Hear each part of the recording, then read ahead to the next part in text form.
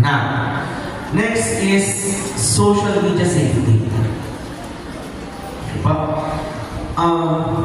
Una-una, maging cautious po tayo sa mga friend na ina-add natin or nag-a-add sa atin.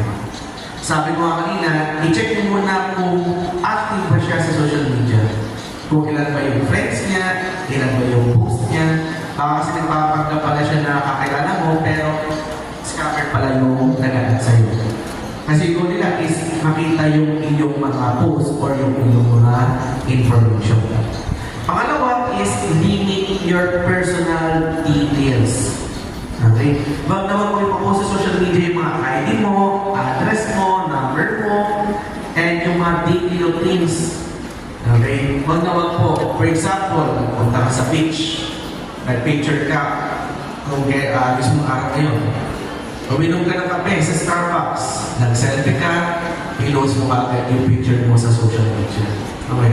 Pero yung instance natin, yung babae, nag-post siya or nag-flex siya sa social media, and meron siya parang stalker, talagang tinabangan siya na lumabas dun sa Starbucks kung siya nagkakape.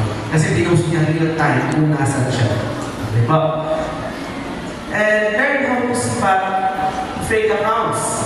Sabi ko kanina, watch for profiles and minimal posts, stock photos, or suspicious behavior patterns. Okay?